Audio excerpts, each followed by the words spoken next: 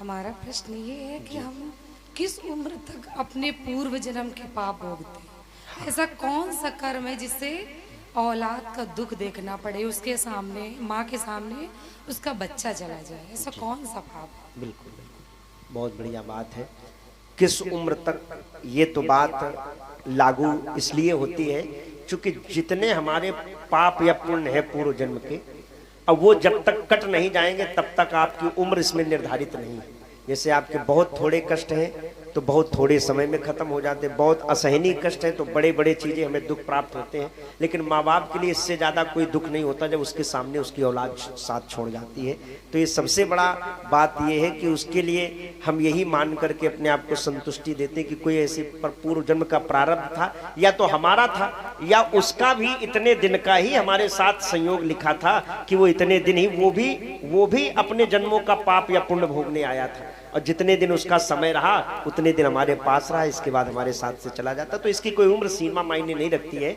जो हमारा ऐसा पुण्य पाप या जो कुछ है वो हमें जो प्राप्त होता है ये प्रारब्ध के अनुसार प्राप्त होता है, उसका समय निर्धारित नहीं है कि इतने दिन में ही होगा। कभी कभी देखना व्यक्ति बहुत अच्छा कर रहा, बड़ा धार्मिक विचारों वाला अच्छा काम करता है, लेकिन वो उतना ही ज्यादा परेशान रहता है, और कभी कभी वो बहुत गलत आचरण करता है, सब 2 नंबर का काम करता है, 420 करता है, लेकिन दिन दोगुना रात चौगुना बढ़ता रहता है। तो ये क्या है? ये उसका प्रारब्ध है जो उसको आज वो भोग रहा है, लेकिन थोड़े दिन जब भोगेगा, जब उसका वो पहला वाला पुण्य जब क्षीण हो जाएगा तो वो भी रोड पर आ जाएगा। बड़े बड़े, और जैसे एक आप लोगों ने पढ़ा होगा सन 2021 में एक देश विदेश जागरण माने दैनिक जागरण का जो अंतिम पृष्ठ होता है उसमें एक टाटा कंपनी का एमडी था, उसका एक बायोडाटा आया था। वो मुंबई की सड़कों पे लोगों से भीख मांग रहा था। तो लोगों ने पूछा तुम तो टाटा कंपनी के एमडी थे, अब क्या हुआ? बोले एमडी क्या, ऐसी स्थिति, कुछ समय का चक्र बदला, नौकरी चली गई।